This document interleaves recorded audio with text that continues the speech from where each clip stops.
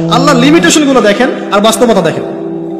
আল্লাহ পাকের লিমিটেশন হচ্ছে এরকম যে একজন মেয়ে যে আমার স্ত্রী নয় তার সাথে আপনি ফোনে কথা বলতে পারবেন না, প্রেমালাপ করতে পারবেন না, আপনি তার দিকে কামনার দৃষ্টিতে তাকাতে পারবেন না, আপনি তাকে স্পর্শ করতে পারবেন না, তার সাথে নির্জনে কোথাও সময় কাটাতে পারবেন না।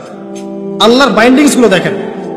এমনকি কথা বলার সময় আল্লাহ পাক বলেছেন একজন গায়রে মাহরাম মেয়ে যেন পর্দার আড়াল থেকে কথা বলে, কিছু চাইতে হলে যেন পর্দার আড়াল থেকে চায় এবং গলার ভয়েসটা যেন কর্কশ হয়। একজন নারীর সাথে ফোনে কথা বললেই কিন্তু সেক্সুয়াল সম্পর্ক হয় না, হয় একজন গায়রে মাহরাম মেয়ের সাথে যদি আপনি বসে কফি খান তাহলে কিন্তু যৌন সম্পর্ক স্থাপিত হয়নি, এখন হয়।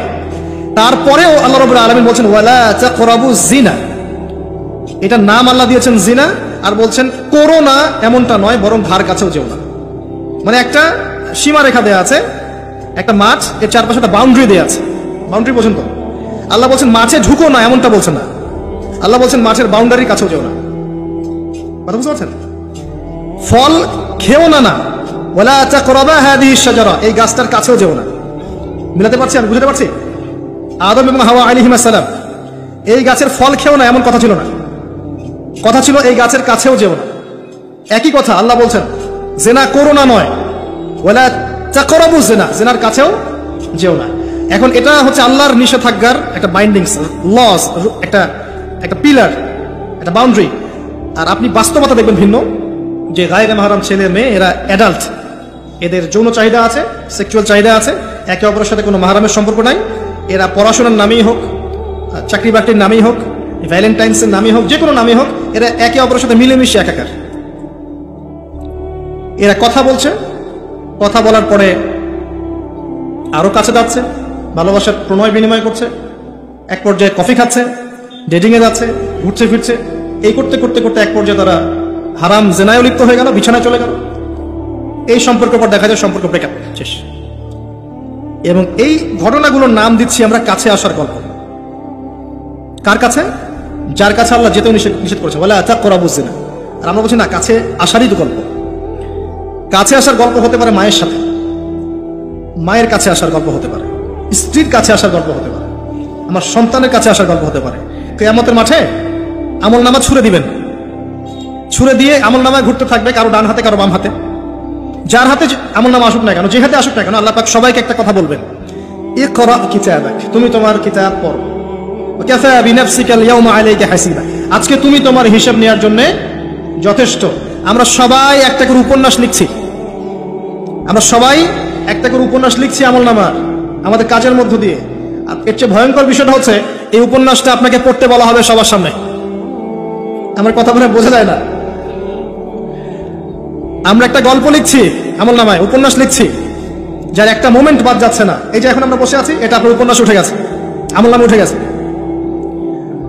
মাফ করবেন যদি কালকে আবার দেখেন যে আমল নামাকে উপন্যাস বলে যা ব্যাখ্যা করলাম উতহা, এবারে এই শব্দ দিয়ে আবার তুলকালাম করে ফেলেন। বুঝানোর জন্য বলেছি যুব সমাজ উপন্যাস বোঝে, এই জন্য বলেছি। যুবকরা উপন্যাস বোঝেন না? আপনারা বিভিন্ন উপন্যাস পড়েছেন, যারা জেনারেল লাইনে পড়েছেন অনেক উপন্যাস পড়েছেন, এই জন্য বললাম বুঝানোর জন্য। আমল নামা কখনো উপন্যাস নয়, যে আপনি আর আমি একটা উপন্যাস লিখছি, নিজের গল্প নিজেই লিখছি, নিজের কাজের মধ্য দিয়ে নিজের উপন্যাস নিজেই লিখছি। এবং এটার মধ্যে সবচেয়ে ভয়ঙ্কর কথা হচ্ছে এইটা সবার সামনে আমাকে পড়ে শোনাতে হবে। আমরা কি পারবো এই জেনা, এই মাদক, এই পর্নোগ্রাফি, হারাম, জুয়া, ক্যাসিনো, অন্যায়, অত্যাচার, বেনামাজি, দুর্নীতি, ঘুষ, সুদ, এগুলোর সব কথা সবার সামনে পড়ে শোনাতে? আমরা কি পারবো আদৌ? আমরা কি প্রস্তুত? পড়তে কিন্তু হবেই ভাই, সবাইকে পড়তে হবে, আলেম জালেম কাফের মুশরিক মুনাফিক সবাইকে পড়তে হবে। ইকরা কিতাবাক এক বচনে এসেছে, মানে এক একজন মানুষকে আল্লাহ পাক বলছেন যে তুমি তোমার বই পড়ো, তোমার কিতাব পড়ে শোনাও, কাফা বিনাফসিকা আল-ইয়াওমা আলাইকা হাসিবা, আজকে তুমি তোমার হিসাব নেওয়ার জন্য যথেষ্ট। আল্লাহ পাক আমাদেরকে কথার গভীরতা বোঝার তৌফিক দান। এই হারাম জিনিসগুলোর মধ্যে সবচেয়ে ডেঞ্জারাস এই ফ্রি মিক্সিং। ফ্রি মিক্সিং কি জিনিস? একজন বেগানা মেয়ে একজন বেগানা ছেলের সাথে মিক্স করবে। এখন আপনি কথাগুলো মনে হচ্ছে রূপকথার মতো মনে হবে, কারণ বাস্তবতার সাথে কোনো মিল নাই। বাস্তবতায় আপনি গিয়ে দেখবেন যে স্কুলে পড়ছে মাশাআল্লাহ গায়রে মাহরাম ছেলে মেয়ে, এবং নাম দিচ্ছে না friends, just only friends, friends only, বন্ধু, ক্লাসমেট।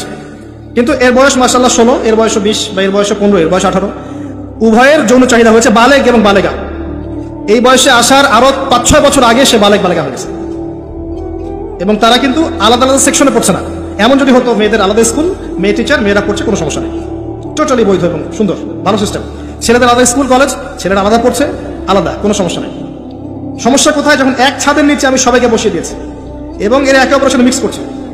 মিক্স, যেখানে আল্লাহ বলছেন কাছেও যেও না, এরা কথা বলছে, নোট টেক চেঞ্জ করছে, একে অপরের সাথে গ্রুপ স্টাডি করছে, কফি খাচ্ছে, দেখা সাক্ষাৎ করছে, ডেটিং করছে, একে অপরের সাথে যৌন মিলনও করছে, একে অপরের সাথে বসে পর্ন দেখছে, যৌন মিলন করছে, সেক্সুয়াল সম্পর্ক স্থাপন করছে, এবং মানুষ বুঝাচ্ছে এদেরকে এই সম্পর্কটা বৈধ, ভালো সম্পর্কটা পবিত্র, পরে বিয়ে করে নিলেই হয়ে গেল। এই হচ্ছে এটা বাস্তবতা। বাস্তবতার সাথে ওয়ালা তাকরাবু জিনা আয়াতের কোনো মিল আছে? বাস্তবতা এক জায়গায়, কোরআন এক জায়গায়, এরপরে দাবি করছে আমরা মুসলিম।